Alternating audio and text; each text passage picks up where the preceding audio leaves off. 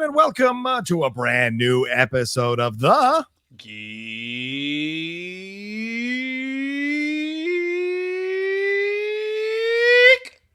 BUDDIES! Hey! That's right. We're going to keep doing the intro. We've been doing it for years, and there's nothing you can do about it. Welcome, everybody. Also, you can tell how caffeinated I am by how long the geek goes, and I've had a lot of coffee today. Got my Coke Zero working with me right now. We had so much to jump into today. And listen, we're recording this on a Thursday. I might even be dropping this on a Thursday, depending on the situation, because we know that Captain America 4 trailer is supposed to come out, and I'd hate for this show to come out right at the same time as the Captain America trailer is coming out and you guys not hear about it. So maybe if it comes out tomorrow on Friday, as we're recording this on a Thursday, maybe I can corral these two people to come and meet at a certain time where we do a reaction to that trailer, which would be a lot of fun. Maybe if it comes out as we're recording today, we do a cable news style break-in and watch it right then. Could be possible. Could be very possible. You never know. But we are going to get into a lot of things going on in the world of entertainment. But the way the show works is each of us brings up a geek news item. We talk it about amongst ourselves, take a couple of breaks, and get into our main topic. And our main topic is going to be a review of the latest episode of The Boys. But before we get into all of that, we should introduce ourselves. I am the Outlaw John Rocha, writer, producer, and host here on the Geek Buddies. I am Michael Vogel, writer and producer of animated TV shows and movies, and also somebody who gets attacked on Twitter by his buddies. What? What? Attacked? How are you attacked? Besmirched my good name this week on Twitter. All because I dared to make a comment about an episode of The Acolyte that you did not like.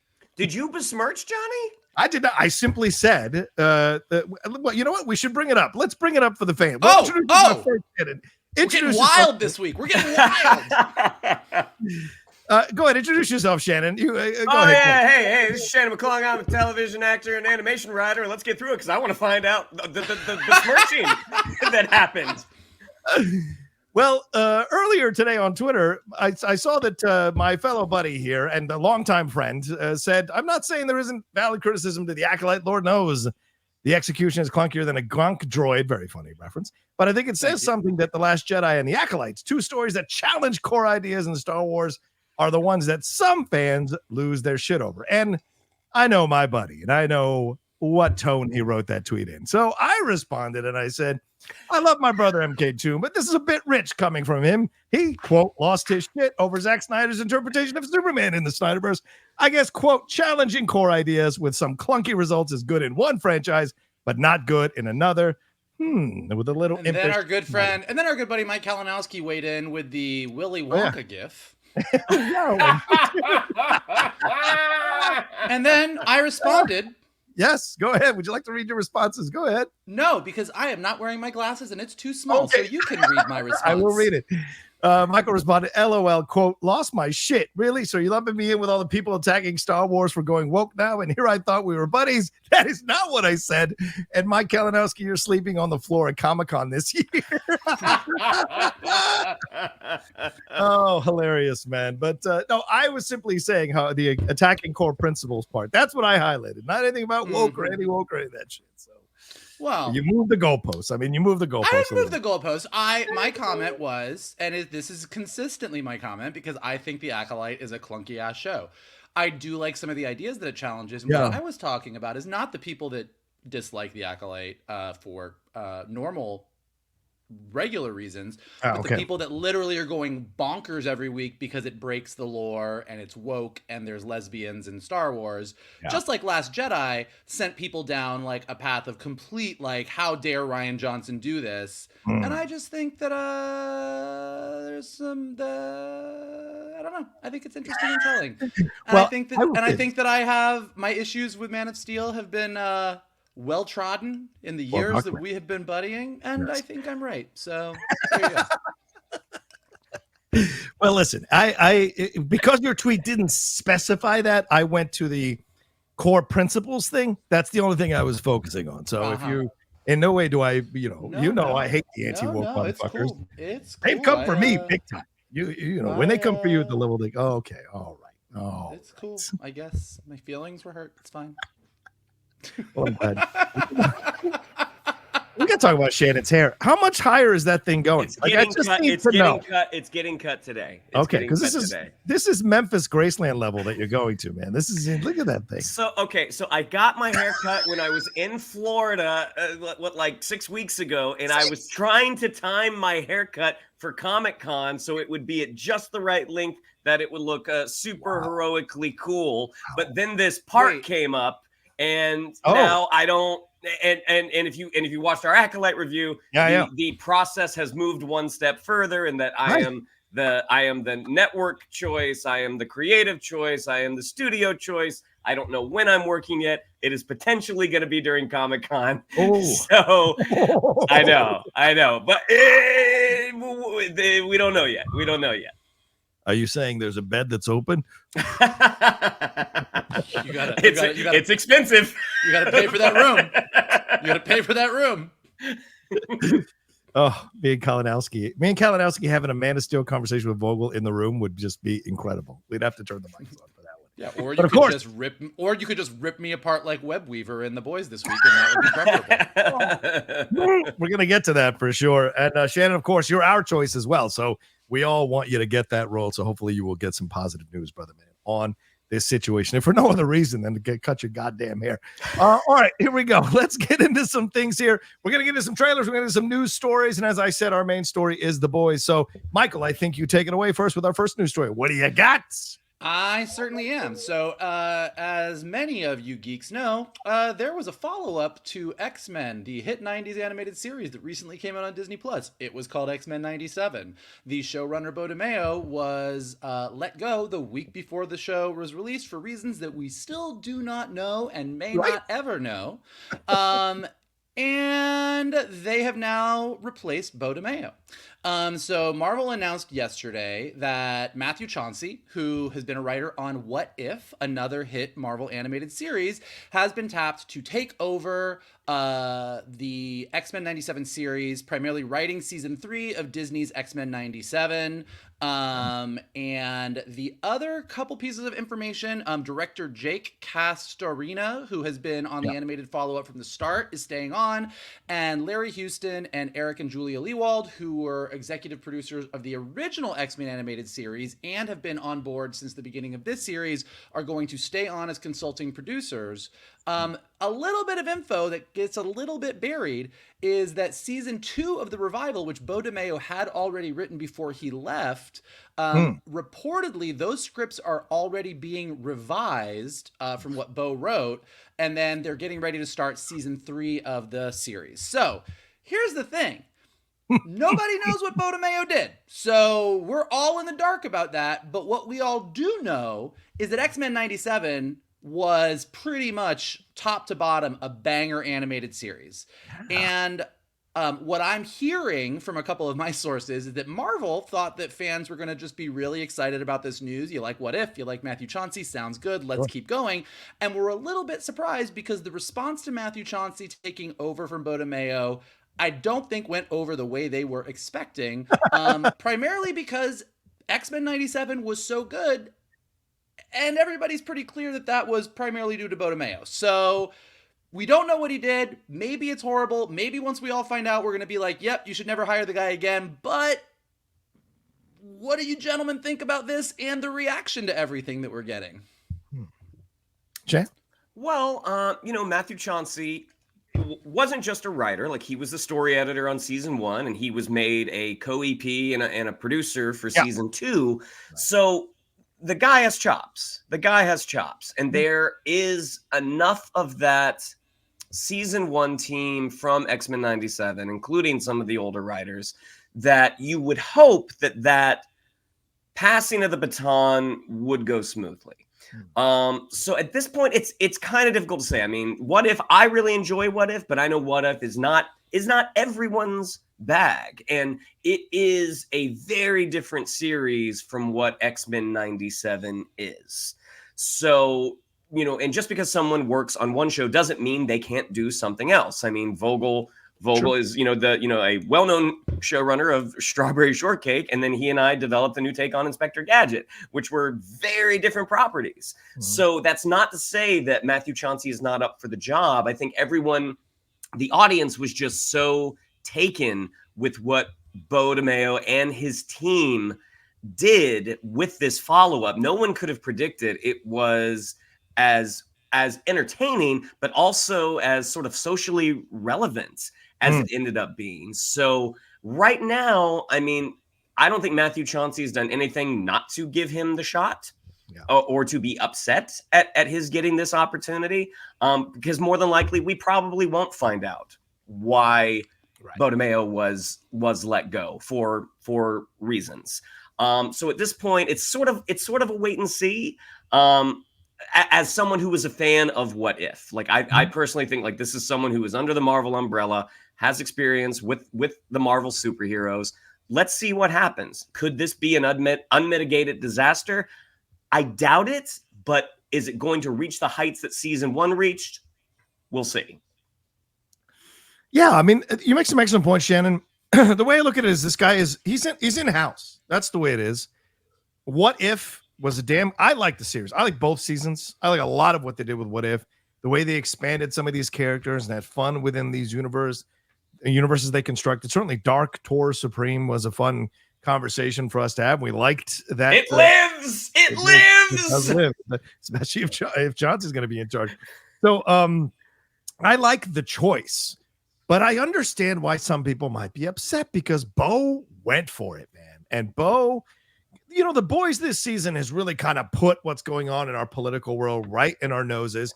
And at times it's been so like rubbing your face in it. Whereas Beau DeMayo was much more artistic in how he approached it. Very obvious what he was going for with his social political commentary, but it was wrapped up in these awesome banger stories that were being told in the X-Men universe. So it worked on so many levels. And so the question becomes, can someone like Chauncey, who hasn't really shown he can do that, there is the Native American episode in the second season, which I thought was really cool, but how much darker can they go? How much of that are they willing to dive into? Even though people loved it, is Disney a little afraid about alienating certain people? So that's what concerns me about what Michael brought up secondary, which is them going back and re-editing or shall we say, refining second season scripts. That concerns me because those are done. Are they being refined under Matthew Chauncey's supervision? That's a question. So it leads into season 3. I wonder if that's the reason they're doing it. But Michael, you're the animation guy. You tell us what's going on here. Yeah, I mean, look, here's the thing. From episode 5 of X-Men 97 on, which is when Beau DeMayo started really responding to the fans on Twitter. And he kind of started off by, in that post-Genosha episode, writing something that was very heartfelt about sort of what his thought process was in making this show. And it was all about the collective trauma of all of us post 9/11. It was really about shootings. It was about his personal experience having been a queer man who went to the Pulse nightclub. There was so much very specific thought from the perspective of a queer black man put into X-Men 97. And I do not think that a white straight person does not have something to say about X-Men. I think anybody can write X-Men. I think X-Men is universal. Everybody can love it. But it is undeniable that Beau DeMayo took his personal experience, infused it in the show, and for most fans, it really worked. And I think your comparison to The Boys is a great example because it's something we're going to talk about when we get to the main topic, that I think The Boys maybe sometimes sacrifices good storytelling to hit the parallels on the head a little too hard. And I think X-Men 97 walked that really, really fine balance. And that's not easy to do. And X-Men 97 really went for it in some ways that were surprising. I mean, Val Cooper's Magneto was right speech in episode 8 or 9, I forget which one it is fucking powerful. And what I am afraid of is that given Disney's sort of, we're trying to right our ship and make everybody feel good, and Bob Iger has been very clear that we tell universal stories and we don't do messaging. When I hear that season 2 of X-Men is being revised, my concern is they go, let's have some fun mutant action. Yeah. Let's tone back on a lot of this messaging. And maybe I'm wrong. I could be 100% wrong on that. And if I'm wrong and we go see season 2 and Matthew Chauncey does a great job, great. There have been a lot of shows that we all love where showrunners have shifted, and that's good. But my animation spidey sense is tingling in the opposite way. And I think that, I think where Marvel has this problem is that I think a lot of times when we hear that somebody was let go of a show, you assume the worst and you don't know, but eventually that information comes out and then we can all litigate it and say, was this right or wrong? There have been people, there's Louis C.K. where you're like, no, that was some fucked up shit. And then there are other people where like you hear a thing and then you hear about what it was and you go, all right, that wasn't great, but I don't think that this is the worst thing you've ever done in your, like, it all is about the situation. And so until we know this situation, what most fans have as their information for Bodemeo is, I thought this show was amazing. And on Twitter, he explained what he was doing and it all made sense and this is all good. So I understand the fan reaction and I understand the fans that are like, what could he have done? Because this show is great. You should let him keep doing it. And I'm really curious to see, like I think that Shannon's not wrong. I don't think it's going to be an unmitigated disaster.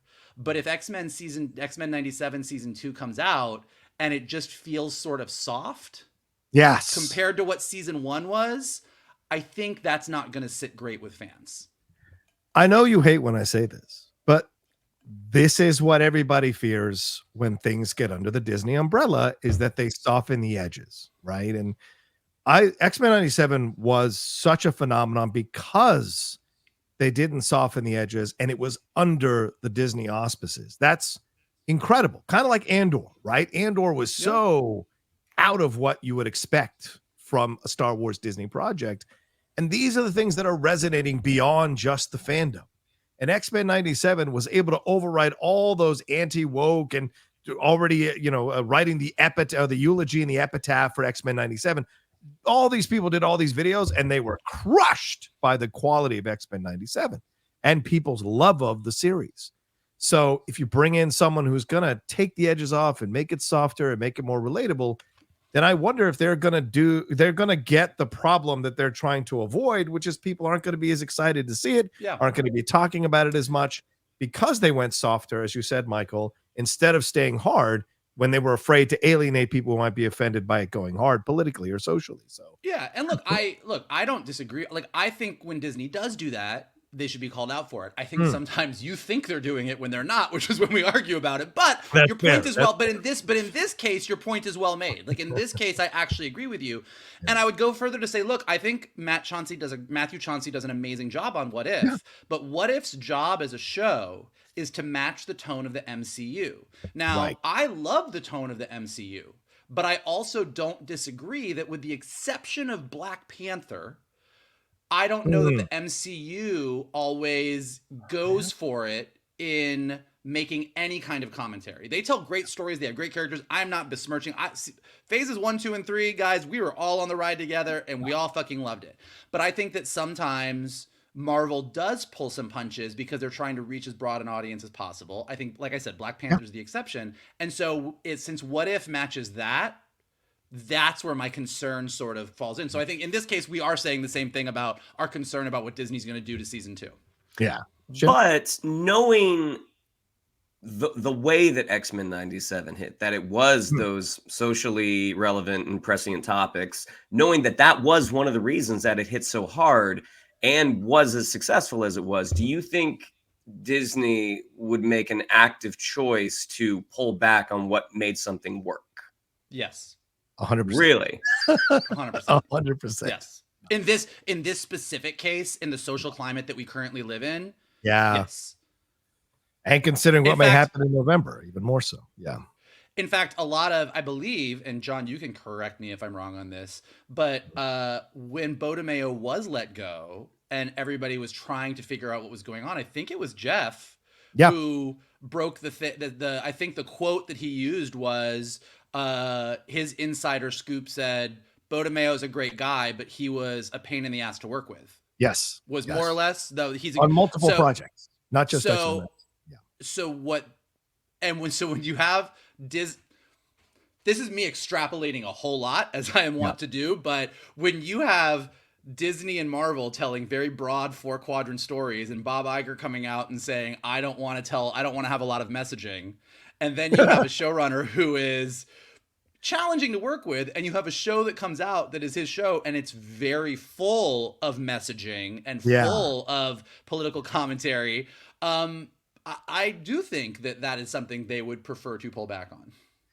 I know we're spending a lot of time on this, but I have to add that, like, what's Bo DeMayo's reaction going to be on social media when these season 2 episodes come out? Is he going to go, I didn't write that? Nope, that's not how the story was going to go. That could cause a massive backlash from the fans who enjoyed season 1, calling Disney out for what they did. And this could stain Chauncey a little bit as he goes into season 3. So there's I don't think, and just to be clear, like, yeah. Again, just to be very clear on all of this, like, I think there is no besmirching of Matthew Chauncey as a writer. Absolutely. I think we're all in agreement that we all enjoy What If. I think does a good job.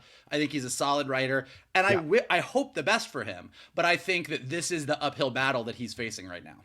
Yeah, for sure. Shannon, anything more you want to say on this one? No. Fascinating topic. Yeah, for sure. Let's take a quick break. We'll jump into some more topics right after this. Do do do do do. Do do do. That's very good. Remix. All right, so let's move on to some Shawn Levy news. Yes, isn't that what we put on the rundown next? Is that correct? Correct. Yeah. This is this man right here, Shawn Levy. Look at that smile. Look at that. He's about to be a multi-gajillionaire. He's about to be smiling a lot bigger. Yeah, exactly. He's about to be a multi-gajillionaire after Deadpool and Wolverine come out, depending on what the deal is like. But apparently he has got a writer for his Star Wars movie. Jeff Snyder broke this on his newsletter, which you guys can go subscribe at theinsnyder.com. But his frequent collaborator, Jonathan Tropper, who wrote The Adam Project, which of course starred Ryan Reynolds, who is going to be playing Deadpool, and also wrote Shawn Levy's 2014 film, This Is Where I Leave You, and the 2017 Netflix dramedy Kodachrome, will be writing this Star Wars film that Shawn Levy is directing. Tropper has also been the showrunner and EP for Banshee, for Warrior, which I know Shannon has tried to get me to watch, and Michael have tried to get me to watch. I'm only 6 episodes into the first season, and Apple TV's C series with Jason Momoa. So Jonathan Tropper coming in, interesting choice. Wasn't the biggest fan of Adam Project, but I did like Warrior. I hear Banshee is fucking insane, and I did like This Is Where I Leave You. But interesting choices when you look at that under Kathleen Kennedy's regime. She kicked out Lord Miller, but we're going to bring in the irreverent comedy tone of Shawn Levy and Jonathan Tropper. Questioning. So, gentlemen, your thoughts on this? What are your feelings here? I mean, I don't know if I would call his comedic stylings irreverent. I don't know if I would call them irreverent. I feel like I think with Jonathan Tropper, when he is at the helm, when he is the one kind of calling the shots, you get something like Warrior that is fantastic. Mm-hmm. I feel like his relationship with Shawn Levy at this point leaves a little bit to be desired, because when you're working on a film, I mean, The Adam Project, it was excessively fine. But I mean, a film like that, you could see like this could kick off potentially a franchise. And so like that pairing, ultimately the boss on a film set, it's the director. Yeah. The writer, if the writer is on set, they are there at the director's behest. So when Jonathan Tropper is calling the shots, I think you can't really deny what you get.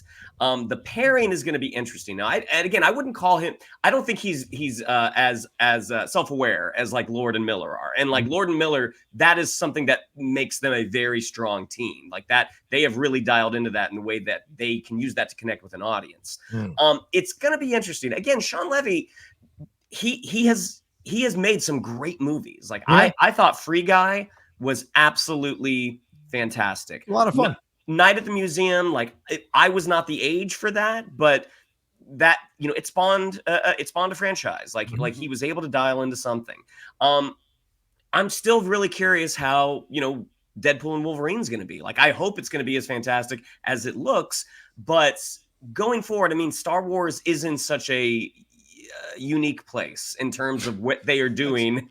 That's one way to put it. It's in a unique place. I'm trying to be diplomatic. it's in a unique place. And Shawn Levy as a director, again, depending on what Deadpool and Wolverine is like, Shawn Levy just seems like a very, very safe choice for Star Wars. Yeah. But again, where they are right now, maybe that's what they want. I mean, I don't think the safe choice necessarily expands your brand. But we'll see. I mean, again, coming out of or before Dial of Destiny came out, knowing that James Mangold was signed up to do that, that first Jedi film, him signing up for that or him being announced as director of that, it's like, oh, Dial of Destiny must have turned out great for them to then hand him the keys to Star Wars as well. Now, Dial of Destiny, a lot of people had a lot of different opinions. I'm a huge Indiana Jones fan, so I provided it with a lot more grace than I imagine a lot of folks did. But the reception of Dial of Destiny and the sort of underperforming that it did at the box office is like, is Mangold the guy to do this movie?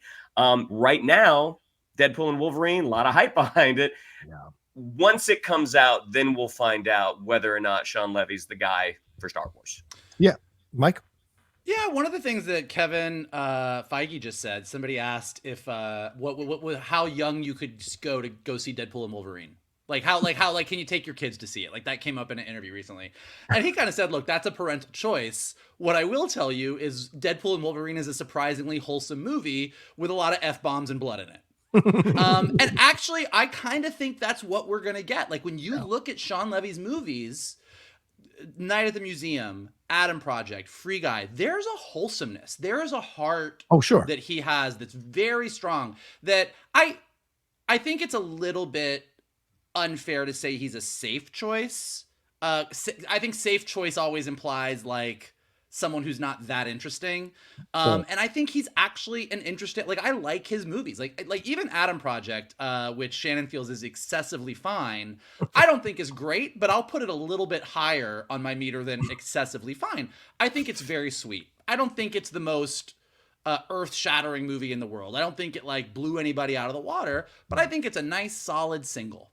That's right for sports, right? That means you have the first base. Great, awesome. Cool. Right. Just making sure. But yeah, so I think that like he does strong movies. Now, I think saying that a Star Wars movie has a writer is like saying I bought eggs at the grocery store and maybe I'll make them this week and maybe I won't. Like, it doesn't really mean anything. Like, it's just okay, so you're gonna write a script. Who the fuck knows? Shannon says Star Wars is in a really unique place. I think Star Wars is like on the brink. Like they are at this. They're just at this. I don't think Star Wars is going anywhere anytime soon. There's always going to be Star Wars, but like, they don't really know what they want to do. I mean, and I think look.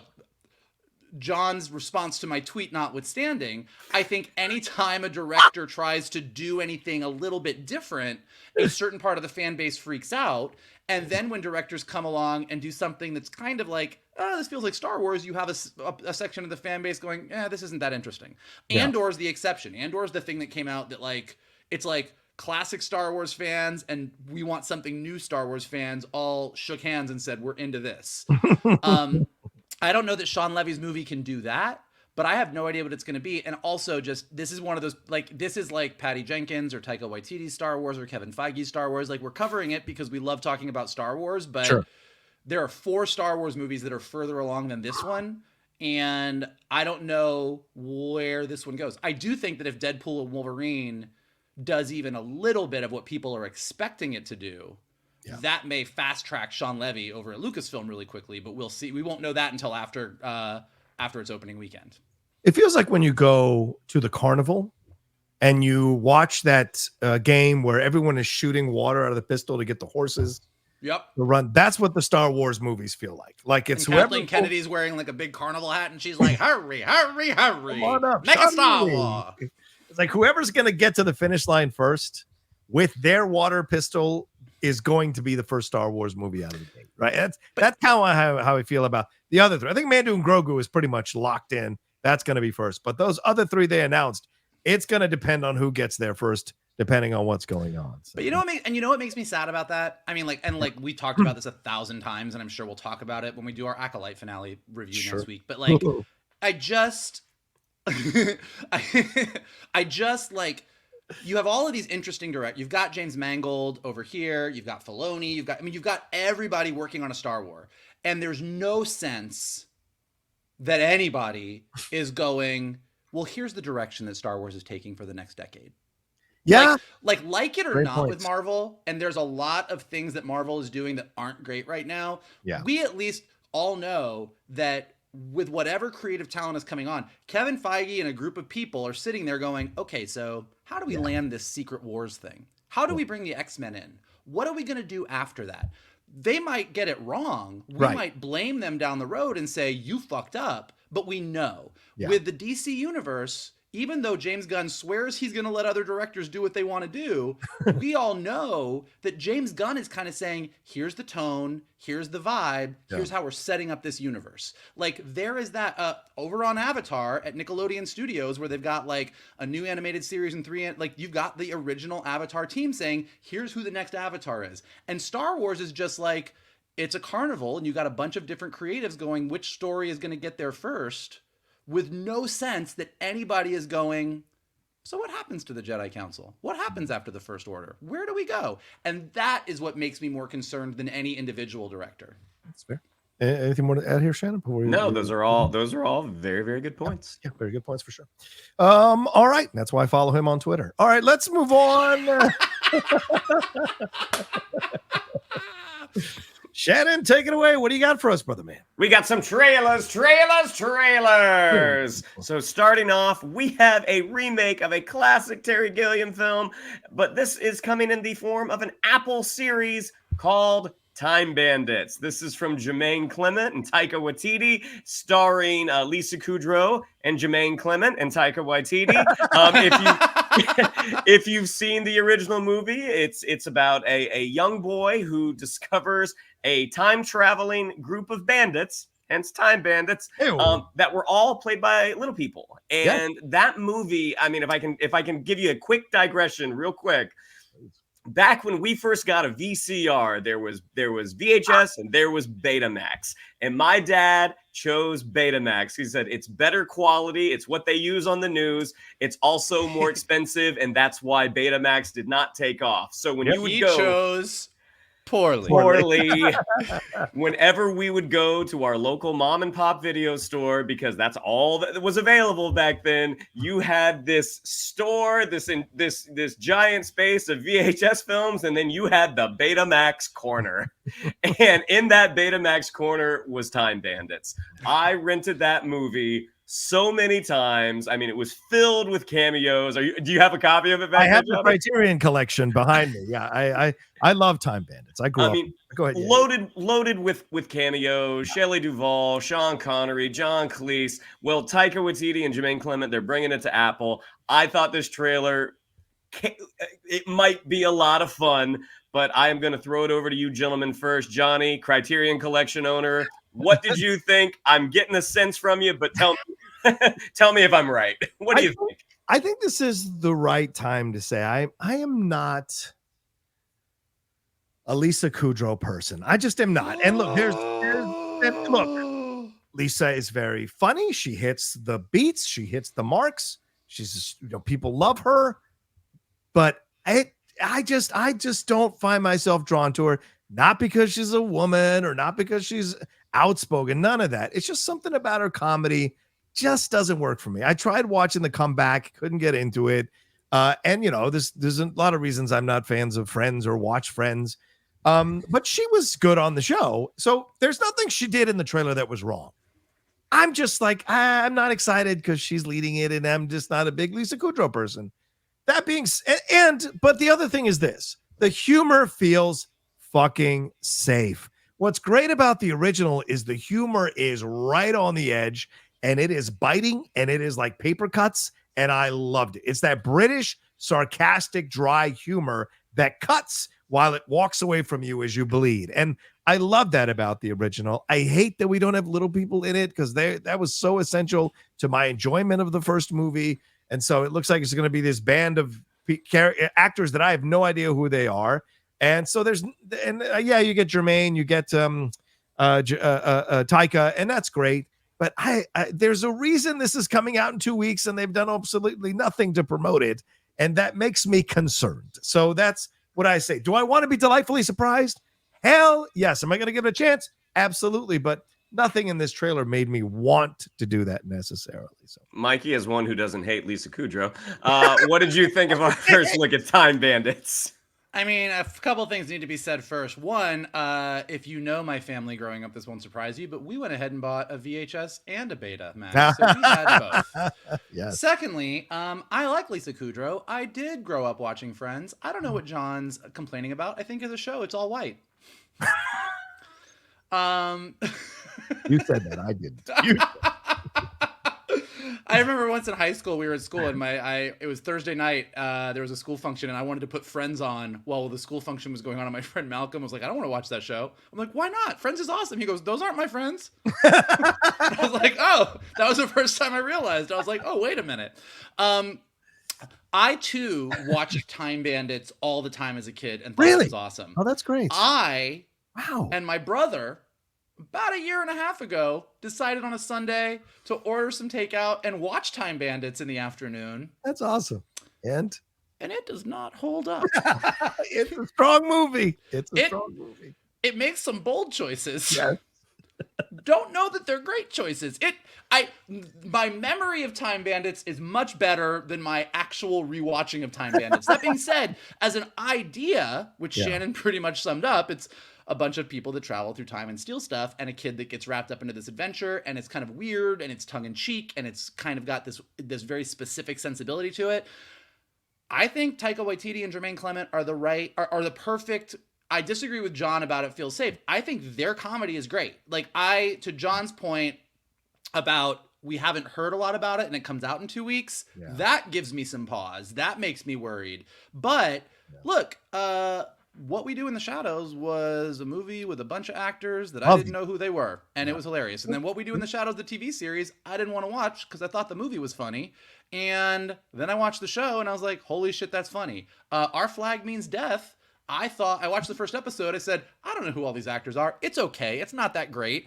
And then I went and kept watching it and said, holy shit, this is great. So these two specifically, and their humor and their sensibility and their style of storytelling and their style of character development, I think is great. So that combined with my love of Time Bandits as a kid, even though my adult experience is less than, has me excited to check it out. But I do agree with John that we haven't been hearing a lot about this for a while. Go ahead, Johnny. I'd like to go for a redirect quickly, Shannon. I want to make it clear that I love Taika Waititi. I love Jermaine Clement. And Michael makes excellent points that I hadn't thought about. I love What We Do in the Shadows, the TV show. I have not seen Our Flag Means Death, and I do need to watch that, for God's sakes. And I've enjoyed. And I even liked Next Goal Wins, which I thought was a fun throwaway sports movie that Taika directed. Mm-hmm. But Shannon did not. Shannon's not. But like but I just want to make it clear. He asked me about the trailer. That's what I'm commenting on, not the talent of the people involved, and other than, of course, Lisa, who I think is talented. It just doesn't work for me. Go ahead. But it is fun. But to your point, and I will be very honest about this. I watched the first episode of Our Flag Means Death, and I actually came away feeling like the humor was soft. I thought the humor was soft. I thought the characters were just okay. I was like, hey, they're fine. And then I kept going, and I'll be damned if everything they laid out with those characters just kept building. Like, the characters were so good, and they were so consistent, and it's like there was a build to it. Like, there was but then it just kept getting funnier. And I think that What We Do in the Shadows, the series, hits the ground running a little bit stronger, but those characters also continue to grow and develop. So I don't know. I think the creative auspices behind it will definitely have me checking it out. Yeah, and that is something that I was thinking of, Johnny, when I was like, oh, when is this coming out? And like, oh, July 24th. That's in 2 weeks. What's going to be interesting is because Jermaine Clement, when you look at What We Do in the Shadows, the series, Jermaine Clement was in the first 2 seasons. I believe he was a very active presence in that writer's room. I don't know if he was on Our Flag Means Death. So I do think that might have been a difference in that Taika, if Taika was, the principal guy in the writer's room, that Taika comes from the world of film, and Our Flag Means Death may have been his first kind of shot. Now, I could be wrong. Maybe Jermaine Clement was in there. But knowing that Jermaine Clement and Taika Waititi are the guys behind it, knowing that Jermaine has that experience, when you think of like Flight of the Conchords and also What We Do in the Shadows, it gives me a little bit of optimism. But I do agree, when you bring something out, the first trailer in 2 weeks, it's like, okay, I mean, it's not a movie, but okay, that does seem a little quick. But yes, Time Bandits comes out July 24th on Apple. July 24th, when we're hopefully all at Comic-Con. I hope. Our next trailer, this one came out earlier, but we got to talk about it. It is for Agatha All Along. the Agatha Harkness show, which went through 6 titles, but ultimately landed on this. I got to say, this trailer, it scratched me. It scratched me where I itched. I am such a big Catherine Hahn fan. Even the beginning of the trailer, her playing sort of a Mayor of Easttown type detective. I'm like, God, I would watch this show. Where's Catherine Hahn as a detective? But I thought this trailer looked really promising, and I'll give some more reasons in a minute, but I'll throw it over to Mikey first, our resident witch. What did you think of our first look at Agatha All Along? I thought this was great. This made me feel like WandaVision, which was right after Endgame, and we were still in that We Love Marvel.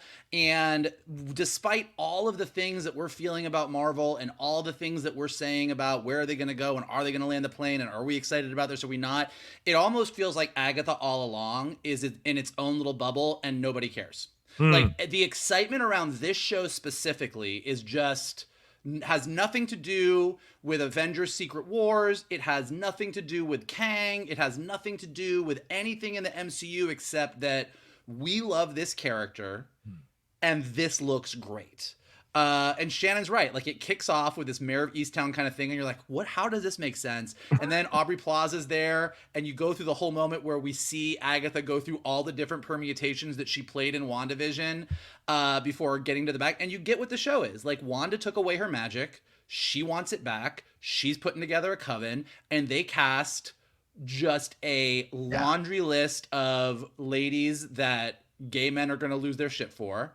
And then put Heartstopper in there. What's his name? Joe Locke.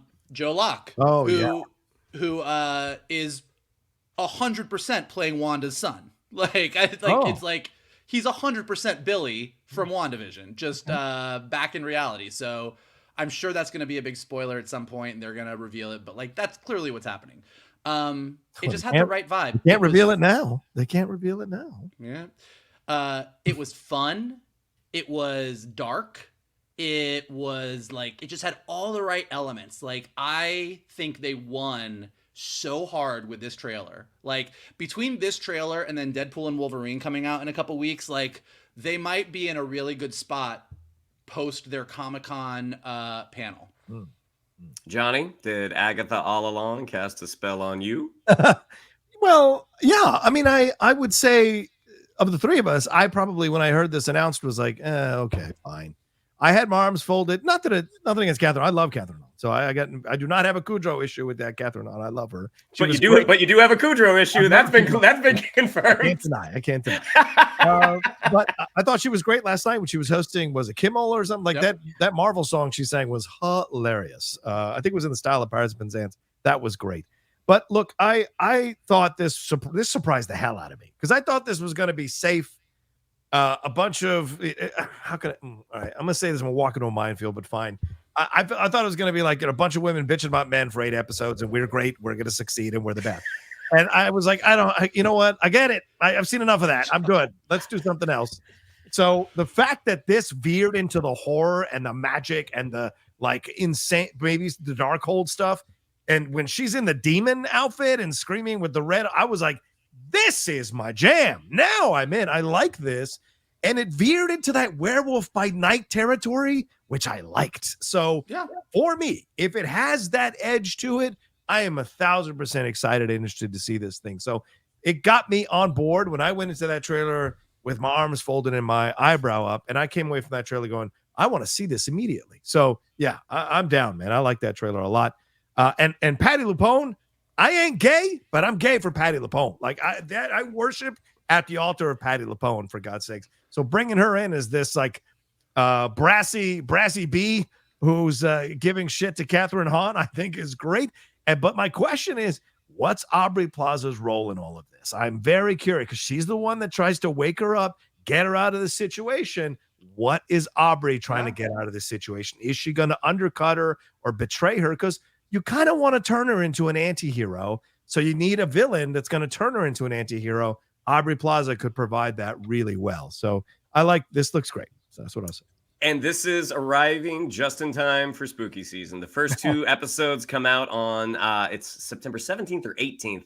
But the penultimate episode, which if you remember WandaVision, that penultimate episode was huge, comes out October 30th with the finale coming out on November 6th. So I think we are all very excited to see what Jack Schaefer does with Agatha All Along. That brings us to our last trailer, a trailer to a sequel that I just could not wrap my head around on why you would need it.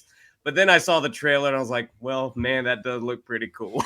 It was the trailer for Gladiator II. This is Ridley Scott back in his sandals and his togas. This one is starring Paul Mescal, the Academy Award nominated Paul Mescal, Denzel Washington, Pedro Pascal, Connie Nielsen returning from the original Gladiator back in 2000, and also our Human Torch, Joseph Quinn.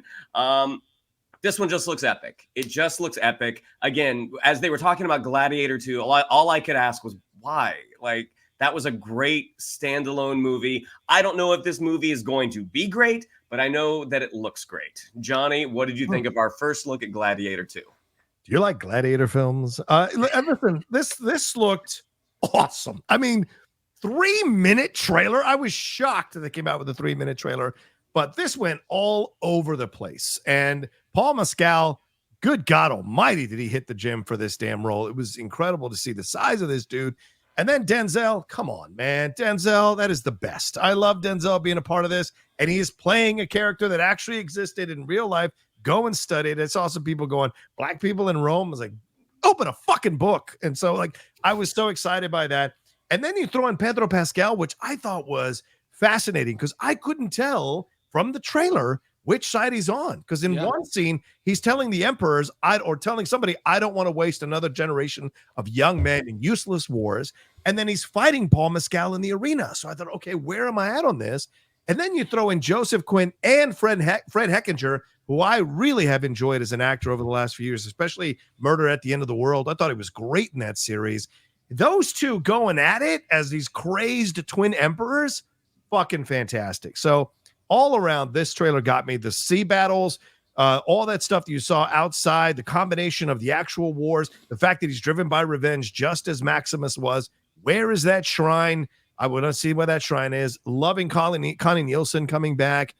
So all of it across the board worked well for me. And this is really when Ridley is on point, not Napoleon Ridley. This is 2000 Gladiator Ridley, and that gets me excited. Mikey, do you like Gladiator films? If you know me, you know I do. I feel the same. I think we all felt the same way. Like, it was like Ridley Scott's gonna make Gladiator 2, and we're like, okay, you do you, Ridley. But I think everybody had the exact same reaction. Like, this trailer goes so hard. Yeah, it does. Like, it just doesn't stop. I know that in the original script for the first Gladiator film, they had a scene where Maximus fought a rhinoceros, and they took it out because the CG didn't look like there was no way to do it given the budget and visual effects at that time. And we're getting that rhinoceros now. I did see someone on Twitter say that the two young emperors with their little short blonde haircuts looked like they were both about to blow up the Sept of Baelor. Because they're giving some very strong, crazy Circe vibes. which as soon as I saw it, I can't unsee it now. So now I'm just like, oh, it's like double Circes. But yeah, it looks great. I'm with John. Like, as I was watching the trailer and I'm trying to like suss out the story, and I'm like, okay, so like, wait, Pedro Pascal seems like, okay, he's saying the right thing here, but then he's fighting him here. So who is what and how's this going to go? But I think that's kind of part of what the selling point of this is. This trailer does at least what a good sequel trailer should do. Now, Shannon's right. When the movie comes out, which Ridley Scott are we getting? We'll see. But what this trailer managed to do is it gave you all the vibes of the first Gladiator movie. If you love Gladiator, you watch this trailer and you're like, holy shit, I'm feeling it all. I'm feeling all the vibes of watching Gladiator for the first time, but with enough difference that you're like, but wait, what's going on? Like, this isn't just a retread. There's some different pieces to this. Yeah. And then on top of all of it is Denzel Washington going, guys, I'm just going to do what I do in every movie because I'm Denzel Washington. And all of Twitter going, yeah, we're cool with it. My man. Rome ain't got nothing on me. It doesn't even matter. Like, Denzel is Denzeling all over that trailer. And it's like, in almost any other actor, you'd be like, it's kind of taking me out. And with Denzel, you're like, I'm in. Let's bring it on. With almost any classically set film that does not take place in the UK or the US, everyone has an English accent. Yeah. Denzel is one of the few actors that does not need that he doesn't stick out at all. It's just kind of like, there's Denzel. Ah, fantastic. Well, Gladiator 2 comes out November 20th. Wait a minute. You always do this. I need to hear your thought. Did you like the fight sequences? Did you like what they showed in the arena with the naval battle? Yes. Talk a little bit about that. Yes.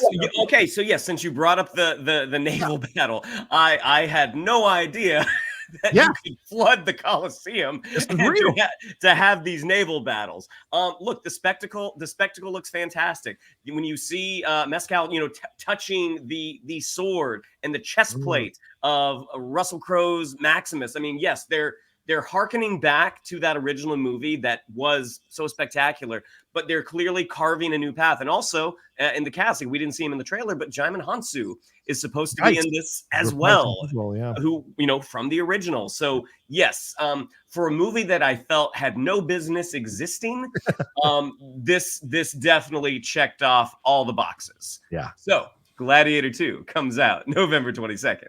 Same day as Wicked? Yeah, what are they calling this? What do they call? Is there a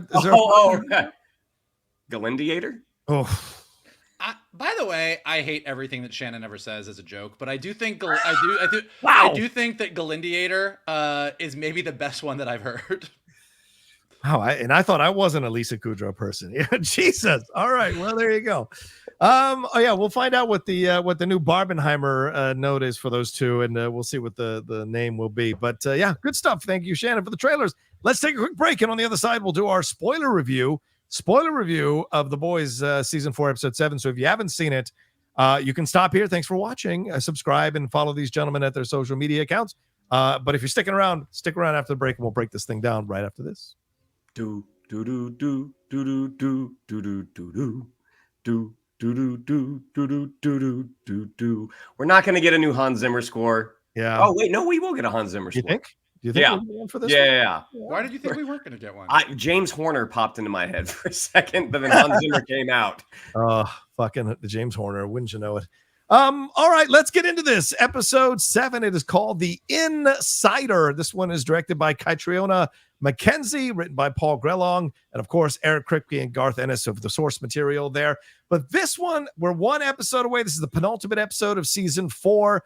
We're seeing all the pieces slowly moving towards a January 6th. Let's make sure we hang a lantern on that.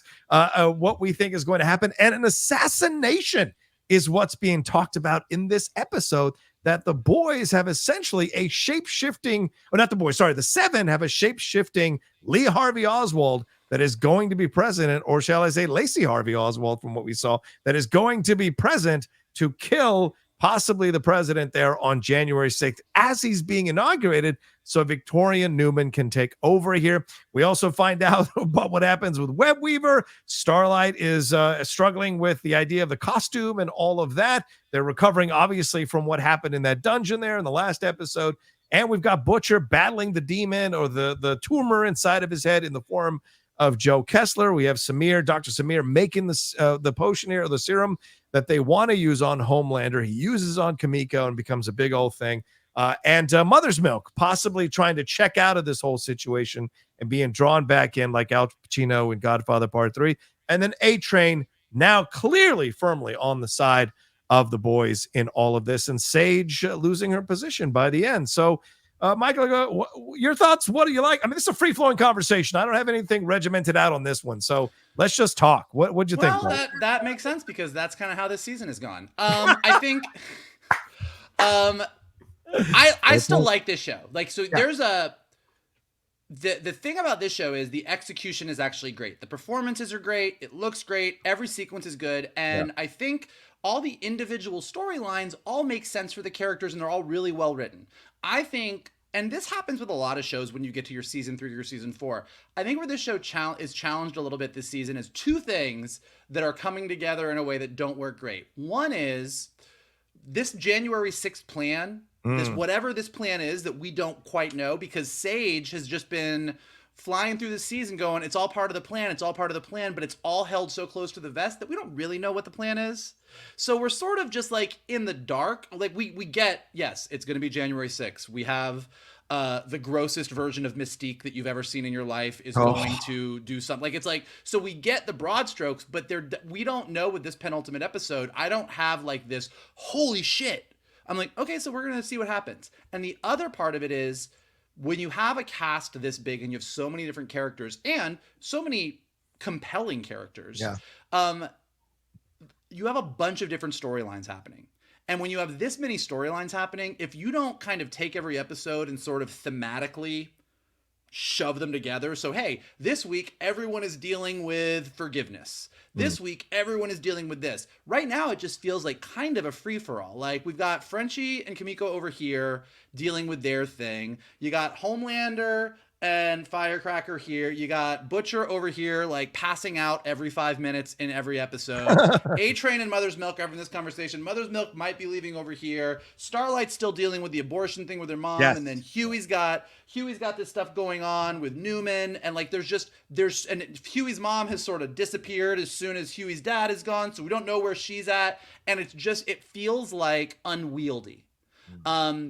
It just feels like it's so all over the place. So any individual scene that we want to talk about, my response to the scene is like, that was a really good scene. Like Huey and Newman at her house, great. Frenchie and Kimiko talking about like when Kimiko was like, if I don't have anything to apologize for, then neither do you. Great scene. Like Homelander and Firecracker with Web Weaver, super gross, but like fun scene. Like every individual piece of this is a lovely thing, and these characters are all moving forward. But this just felt like for the penultimate episode, I was like, we're just bouncing around storylines. And then to John's point at the top of the episode, look, I love the commentary that they are making about our world and doing it through the world of superheroes. It's a little on the nose. It's a little on the nose at this point. Like, I love a good parody. I thought the Avenue V stuff was very funny, but like at a certain point, you're like, all right, no, we get it. We get it. Like, and I think like maybe pull back a little bit on that. We're all having fun with it, but maybe pull back on that a little bit and really focus on tightening up these storylines, tightening up this thing thematically. And at this episode in the season, I should be going, holy shit, I can't wait for next week. Whereas right now I'm going, all right, we'll see what happens next week. Okay. Shannon, your thoughts on this episode, and feel free to be specific or broad, whatever you want to do. As I said, free-flowing conversation here. I mean, I do agree with Vogel. Like, I feel like everything that we're getting, everything is great. Yeah. But I didn't realize this was the penultimate episode until a few minutes ago when you said it was the penultimate episode. I was like, oh, shit. Okay. So, yeah, like knowing that, it's like what The Boys has done really well in the past is there has been this build. And thus far, we haven't really gotten that build to be as effective as it has been in the past. Now, where we leave off on the episode, that we see that Starlight has been, taken captive by the Mystique, Lee Harvey Oswald. So it's like everyone is in an interesting place, but there just hasn't been that palpable momentum. Like, again, everything that we're getting, I've super enjoyed, but it feels like there was a way to maybe have the audience on the edge of their seat a little bit more. Now, within those individual stories, there's some great stuff going on. Like, I never thought I would be invested in someone's relationship with an octopus. But as the Deep gets that booty call text from Sage, and like, you know, he's laying there in his underoos with his boots on, and basically saying, "Oh yeah, I gotta go," like feeling this absolute sympathy for this poor octopus. But then you get to the next scene. And when he ends up smashing that tank and you can hear her suffocating on the other side, I'm like, oh my gosh, this is absolutely heartbreaking.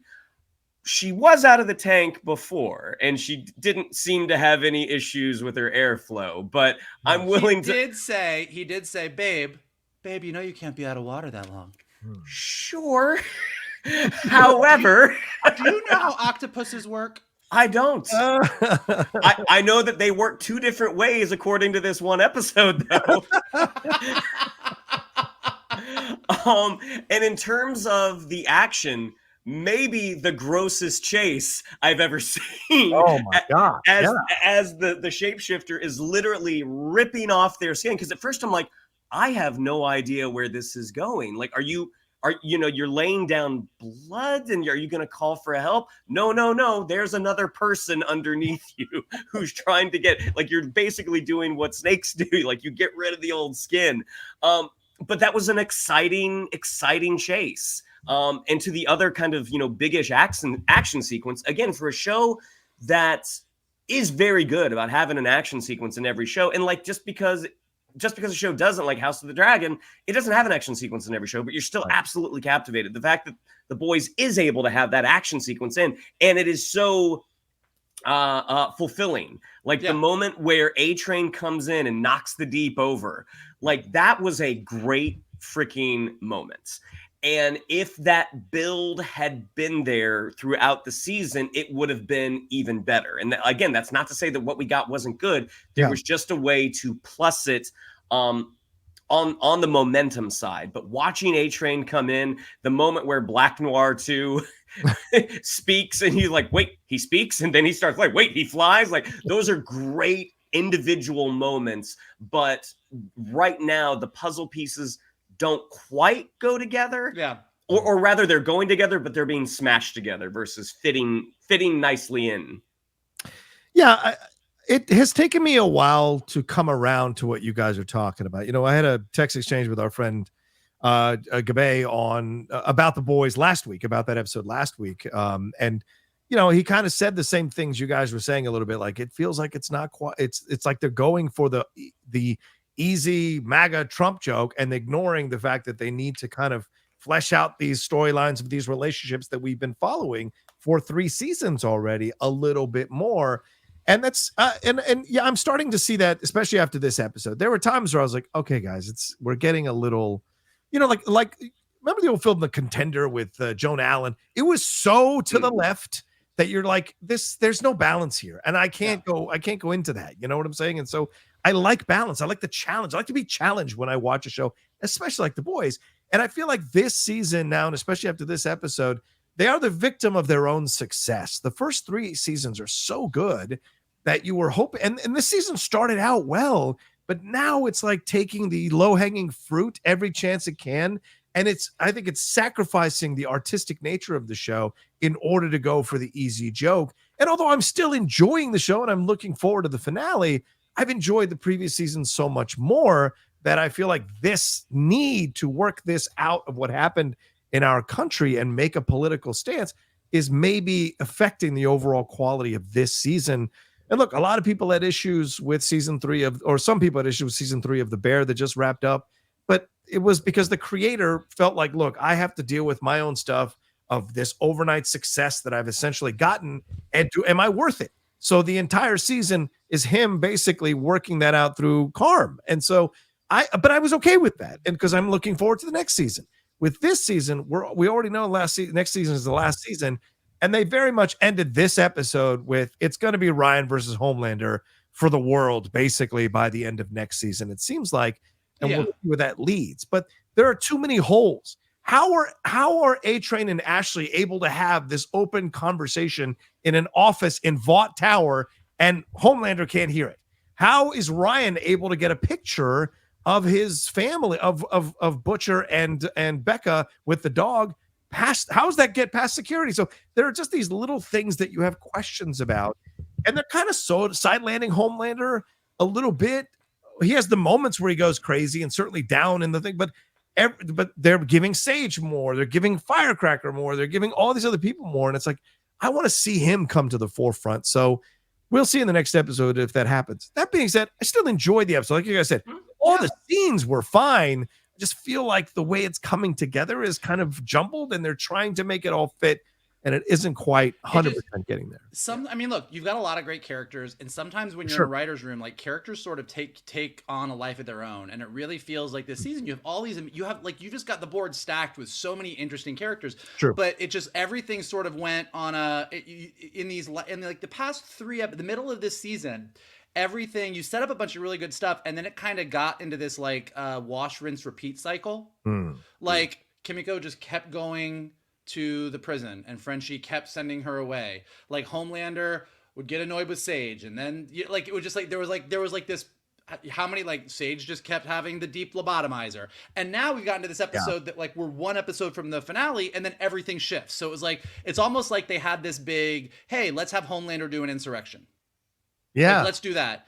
But then in the middle of the season, they're like, all right, well, let's just fill it with some. Let's do an episode where all of the animals are hopped up on V, and you got to fight animals. Now let's do like Tech Night in the Tech Cave and do some weird S&M stuff.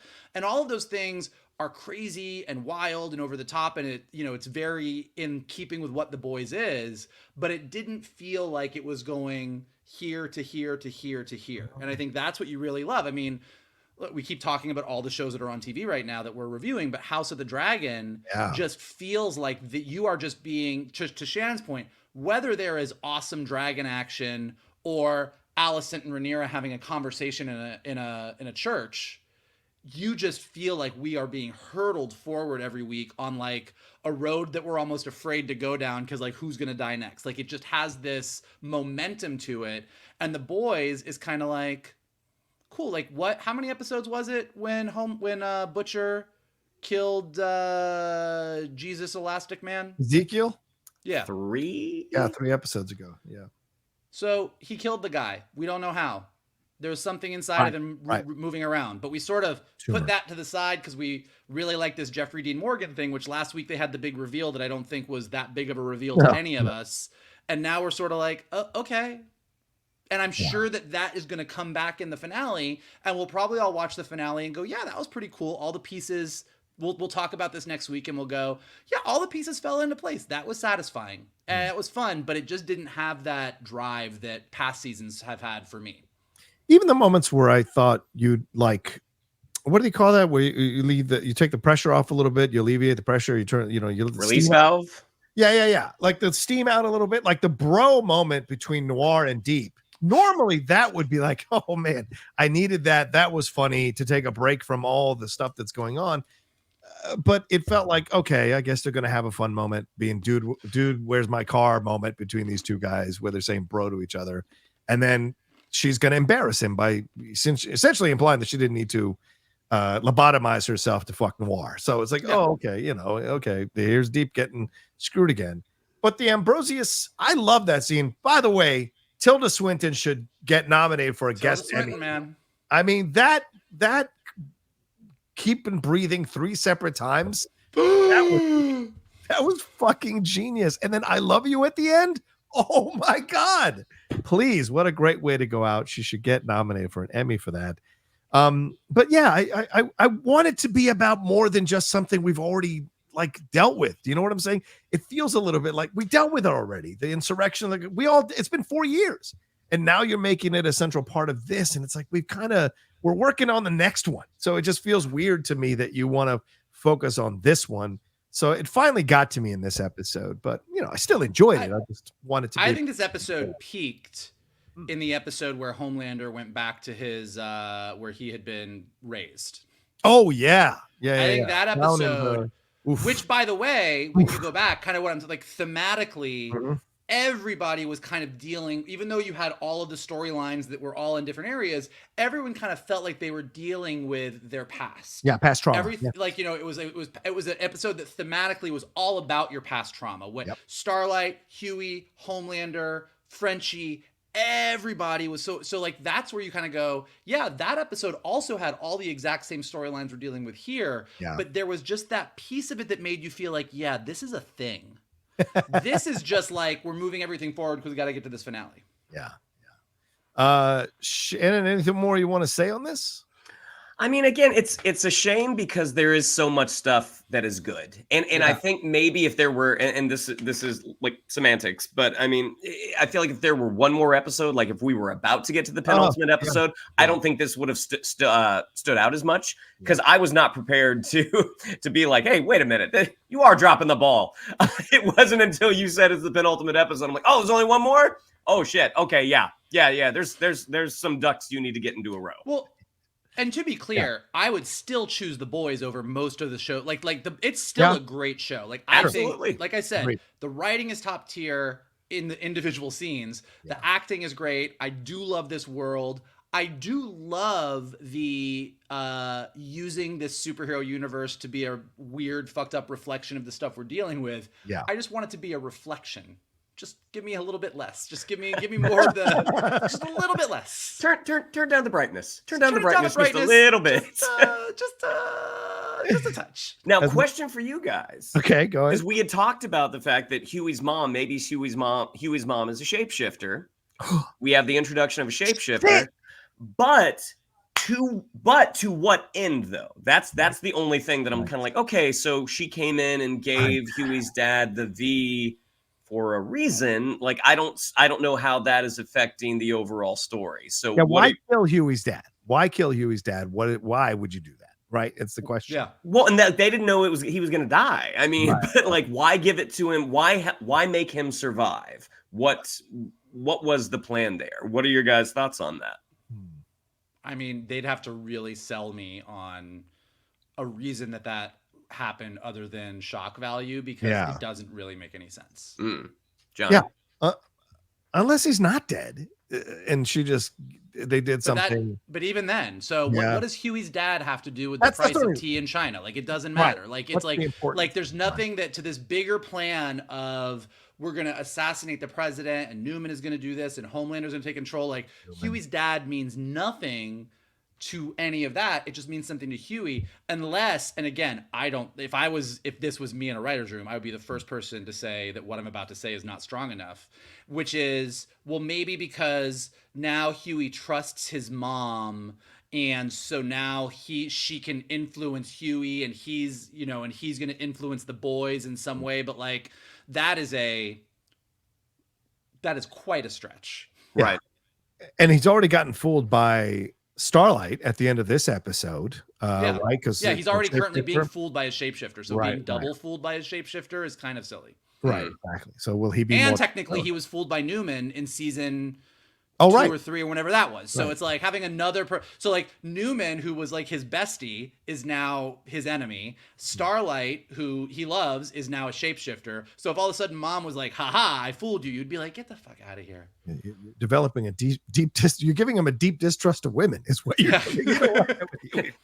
You couldn't pick a guy every once in a while.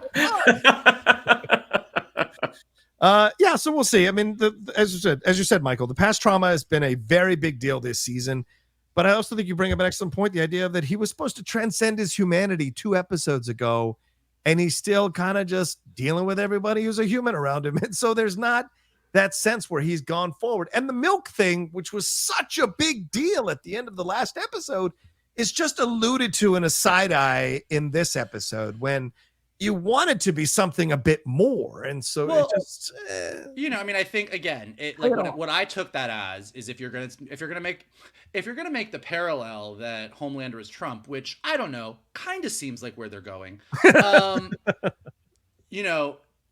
Homelander aligned himself with someone who was very smart. Yeah. And then pushed that person aside and said, I'm going to listen to this person now who is a, Marjorie Taylor moron. And that is, I think that is clearly what he's saying. But again, that makes sense as far as a parallel to making an analogy to the world that we're currently living in. But in the world, to your point, like we reached this pinnacle of Homelander being like, I did this thing to move past my humanity. Yeah. And there's been a lot of talk around fuck humanity, they're sheep, we are the ruling class, we should be doing this. And it just kind of is a little mishmash right now.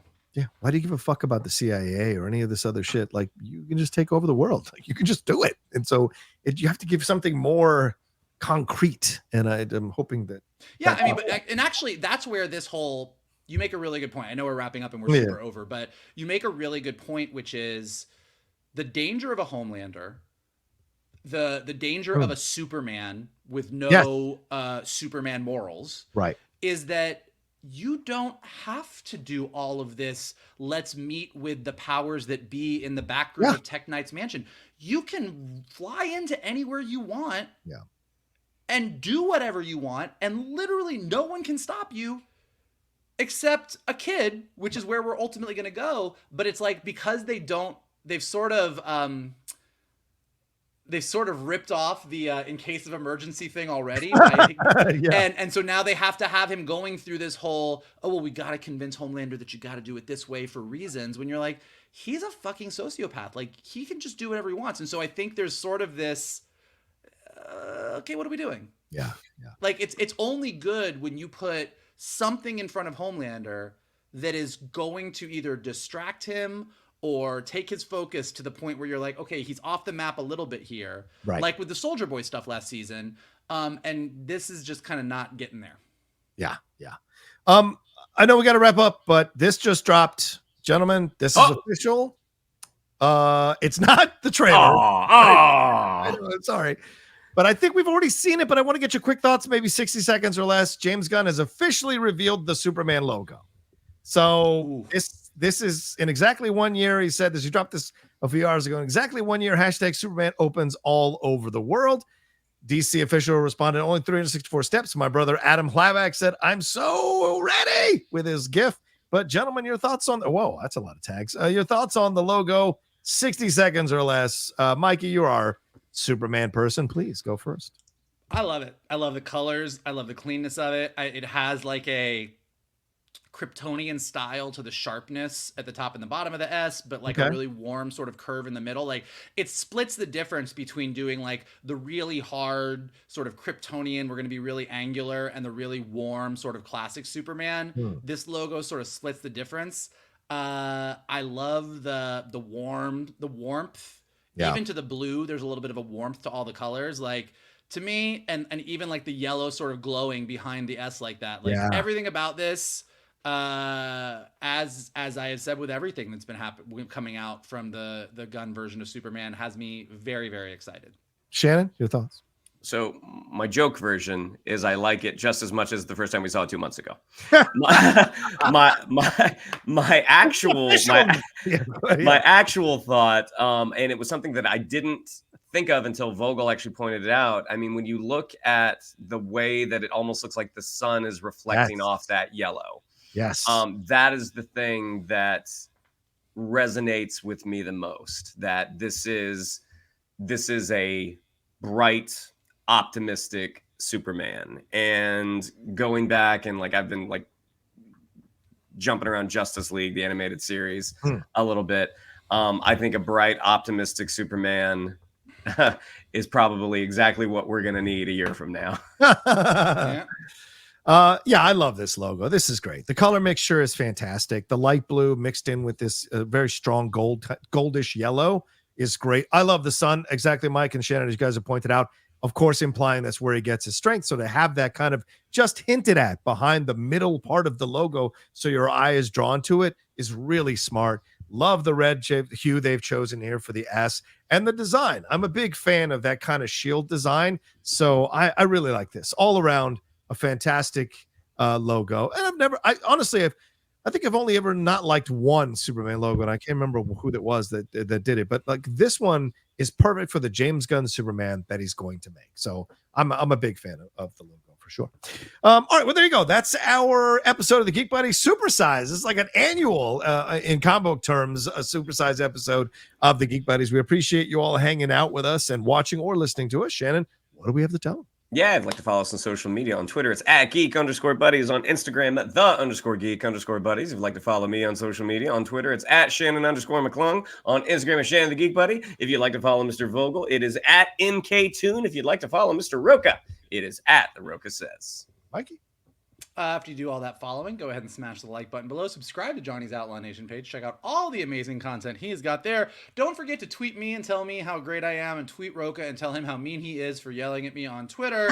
Go ahead and leave your comments below. Let us know what you thought of everything we talked about today. What are your thoughts on The Boys leading into the season finale? What do you think about X-Men 97? What do you think about Shawn Levy's Star Wars? What do you think about all these trailers? Let us know below in the comments. If you're listening to us on a podcast, leave us some stars and some comments there so we go up in the rankings.